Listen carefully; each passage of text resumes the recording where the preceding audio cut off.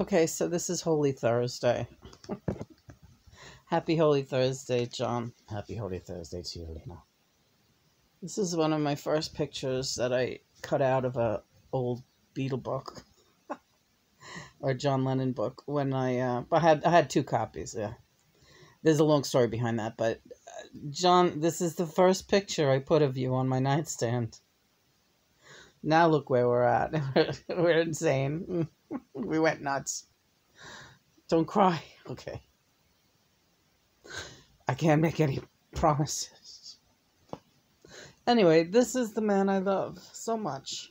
Oh, I love him so much. Can you tell? This was my favorite picture. It's kind of what John looked like when my father was working for him back in the 70s, 80s, before 1980, whatever, before John died. And I see this is how he looks at me a lot, like, what am I going to do with you, Lena? What am I going to do with you? So we'll quickly do a prayer for Holy Thursday. May the light of Christ shining in my heart stand guard over my thoughts and guide my speech and actions into ways of service. May the light of Christ shine from my heart to heal the sick in mind and body and to comfort the bereaved, to sustain the weary. May the light of Christ illuminate my understanding and the understanding of all, and bring true vision, awareness of the eternal life of Jesus Christ and the Christ within us all. Amen. I felt that. You better feel that. So we're talking today on holiness, and it's been, again, this is an intense time for us. A lot going on Easter week, as always. Tomorrow is Good Friday. So, again, this is the anniversary leading up to the crucifixion. Tonight being the night of the Last Supper. And we're talking about family, right? Mm-hmm. And, John, you wanted to address... we've addressed my biological family ad nauseum, I think. There's just so much I want to go into about them anymore at this point. There is really nothing to say. Right now, the family that I am living closest to are Christopher's parents, who live in the apartment upstairs. And, well, his mother wrote me, I sent out an old blog piece to members of that family this week. And you guys who follow us here have seen the blog piece. It's called Aunt Lynn, and it's the latest blog piece, and it's a one from the archives. I wrote it back in 2008, and well before my reconnection with John, and it was written during my very happily married days with Christopher. We still are happy, but the dynamic has changed. That's all that he's our best friend. Me and John consider him our very best friend, and vice versa. Christopher understands that the dynamics of our relationship together, he and I, have changed. And he is more than fine with it. He's great with it. He loves John, too. And that's where we're at. But of course, Christopher's parents or family, they don't really acknowledge what's happening. John, they know you're not crazy. They know that it's real, and they know that you're saner than anyone. They're not going to acknowledge it just the same way that they have really never acknowledged the specialness of you personally. Never mind that now that it's known that you're with me, John. Mm-hmm. But I sent out the blog piece just to see if I would get a reaction. I sent it to several people in Christopher's family. Of course, they all are professionals at ignoring me at this point. Except his mother, who wrote back what I guess was, a nice thing in her thought. She said, I remember this blog piece, and I always felt that you belonged in this family. It's just more proof to me that you belong in this family. And I shuddered. And she even wrote, maybe it makes you feel sick to even think of that, but I don't feel that way. I'm glad you're in this family. Or, no, she didn't say she was glad you were in this family, Lena. She said you belonged in this family. She felt you belonged in this family. I'm going to give you a correction right now, Jeanette. This is John. Lena belonged in Christopher's path. She saved his life in more ways than you are even aware. Never mind the cancer. He would have been gone long before Lena came, if Lena had not come along.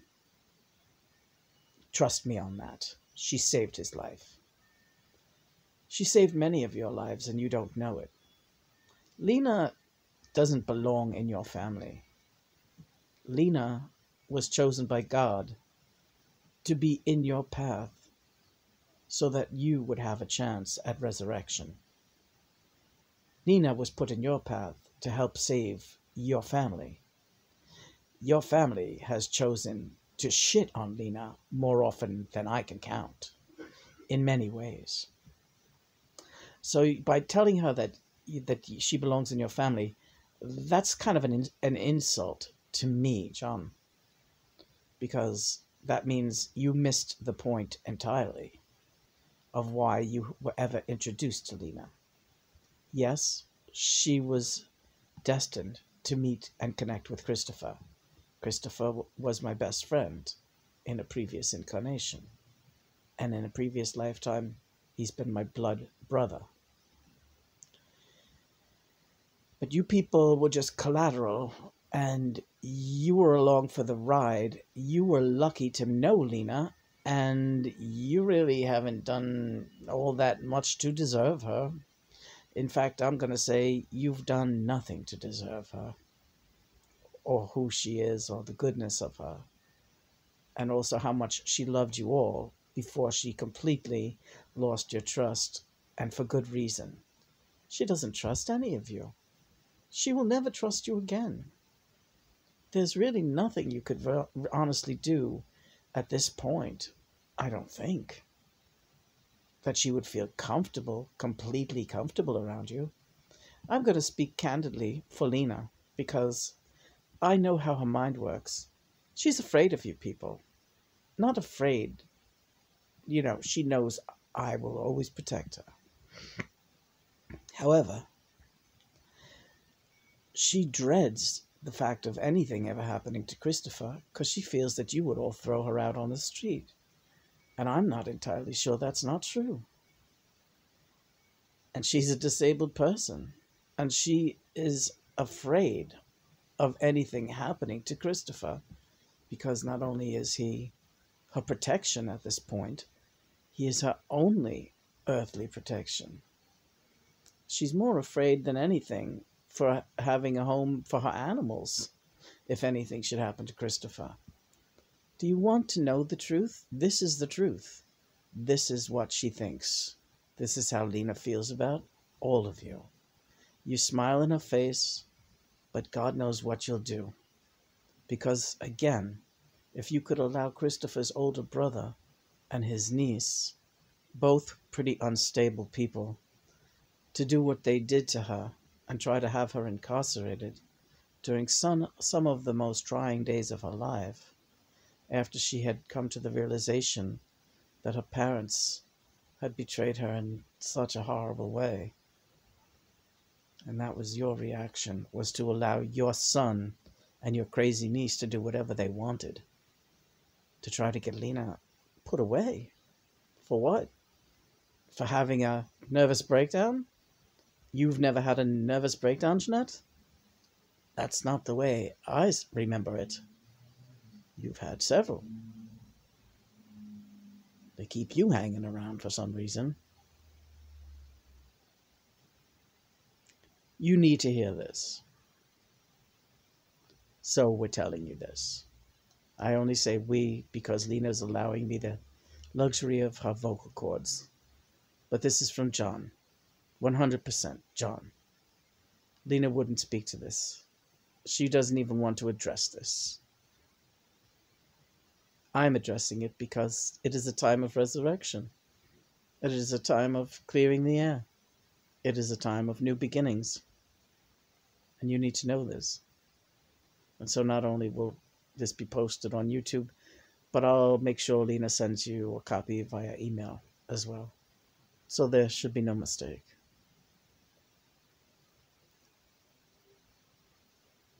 You can't just brush things under the rug without an apology, without a reassurance, and expect everything to go back to the way you're comfortable with it being. You can't. It's not the way it works.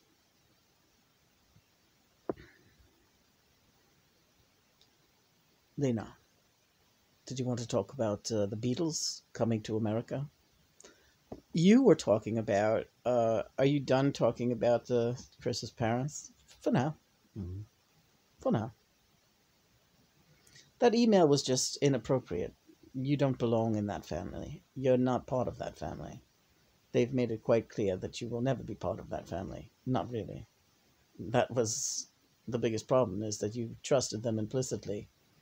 And during your darkest hours, theirs was the most hideous betrayal, surpassing your own parents' betrayal. At that time, you really needed a friend. Not one of them, really. Mm-hmm. Forget about your sister-in-law, Renee, Stephen's wife, who was always right there when you had concert tickets or wanted to go out to lunch or meet your friends. God forbid she introduced you to any of her friends. They don't do. Right? Mm. You're like a dirty secret in this family. So please, please, please, people. Little truth. Now, Lena, first I want to talk about the guy upstairs, John Van Bergen. Right, the one who's in the hospital. Yeah. How's he doing today? We'll see. It's going to be touch and go for a bit with this one. Mm-hmm. That's a mess, long time coming. And really, he was always counted on to be the backbone of his family, and he's just crumbled, right? But I just first of all wanted to just get it off your mind, because yesterday I know you were feeling bad when you remembered the times that you invited him for dinner and he respectfully declined. It didn't have to do with you. It had nothing to do with you. It had to do with Christopher's older brother, Teddy, the same one who got you arrested, the cop. It had to do with him leaving his first wife, Anne, high and dry, and the alcoholic, right, and the mother of the other one, that Teddy's, yeah. And I'm just making this all clear in case anyone has any misunderstandings out there about anything. John was uncomfortable because he used to be Christopher's brother-in-law, but then when Teddy dumped his sister, he really did not feel comfortable hanging around with Christopher anymore. Mm-hmm. It was just it blew his mind, and he couldn't handle it very well. Mm-hmm. Didn't want to be around it. So don't take it personally. It's not on you, in other words. It has to do with the alcoholics leaving each other. Great. Because they're all a bunch of raging alcoholics. Please now. Teddy's at the top of the list. And Christopher was pretty bad too until he got sick. So, and Lena, I'll be the first to admit I had a drinking problem. I had a drinking problem. Well into connection with John. I had to be put out of commission. Same way Christopher was put out of commission with cancer. I had to fucking literally fall on my ass to stop drinking. It had to be that I couldn't get to the kitchen to get the booze anymore. And I'm very happy and I'm very grateful. I'm so glad. I am so happy to be sober. In fact, I believe today is 5 years. Can I get a witness? Yeah. Because a couple of little pops of wine here in between on holidays don't count. This girl was a real drinker. Yeah, I was a drinker. Drink a bottle of Inca. Okay, but John is still alive. Yeah, he's alive. That's not anything that you need to worry about either anymore. We prayed for him, and that's it. You'll find out what you need to know about him as time goes by. Okay, great. So what else do you want to say about the Beatles? Oh, with Teddy. Yeah, when Teddy was a little kid, he was the oldest brother. He was Christopher's older brother. Like, again, the problematic one we've been talking about. Crazy as a loon. But, he has a lot of reasons for being that way. Doesn't everybody? But anyway, he is the Beatles when we came to the United States and when we were leaving after our tour of Shea Stadium and all those places here in Queens. We left from the airport here in Queens, right? 10 minutes from Lena's house, really. She was an infant. Lena was 3 years old, so of course she didn't go to the airport. But Christopher's mother, who was like into the Beatles, I guess, who wasn't, she took two of the kids to the airport to wave goodbye to the Beatles. She took her very youngest child, Stephen, and she took Christopher. But she did not take Teddy, the oldest child, who would have appreciated it possibly the most. Instead, she let him go to school. So he was like 6. Yeah, something like that. So he went to school. Can you imagine being like, and growing up being a huge Beatle fan? Oh, the whole family was totally into the Beatles. Chris's mother takes Chris, his brother Stephen, to wave goodbye to the Beatles at the airport. This monumental occasion, so exciting. And they were all fans, even though they were little tiny boys, they were like into the Beatles, And she doesn't tell the older brother, Teddy. And she sends him off to school, and then he finds out about it later.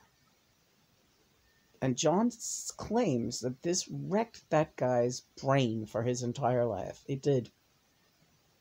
It gave him feelings of unworthiness. It made him nervous. It made him feel left out. It made him feel unloved. It did so much damage to him. That one event was so, so formative. And it made him hateful of many things. Women. Lena, you know that. He hates you. I know he does. I know he does. Does he hate his mother? I'm not going to go there, but let's leave it open for interpretation. She's the one who left him in school while she took the other little guys out, right? To say goodbye to the Fab Four. So you're just saying that's, so you're reestablishing the fact that you think that he went bananas from that. Yeah. He went on to be completely chemically imbalanced and insane, yes, too, and his relationships with women were, never normal. So, that was never going to be good. So he was never going to respect you, even though you were a great intellect and talent, and you were very, very loving to him always, and loving to his nasty family, meaning the family he married into. You were always loving to everyone. They just couldn't get with that. It's a problem, right? So all I'm saying is, on this Easter, as Easter approaches, this is a clearing of old crap, yeah, but crap that can't be just swept away. Just letting those who need to hear this hear it. It doesn't get swept away. Probably not ever, because nobody's ever done anything to make good on what you did. But I'm going to reinforce it again. Lena does not belong in your family. Lena, you were blessed with Lena in your family, and you threw the blessing back in God's face. Never mind what you threw in Lena's face. That's unmentionable. I love you, sweetheart. I love you too. And I don't want you to worry about anything. Nobody's putting you out on the street. You got more money than anybody knows how much you got. Put you up in the best place going. This is fucking tiddlywinks next to what's coming. All right. No worries. No worries. All right. Are we going? Yeah, let's count down to the 20. What do you want to watch tonight? Oh, that Ronaldo and Clara, that Dylan movie was great. It was excellent. We'll figure something out. All right. 3, 2, 1.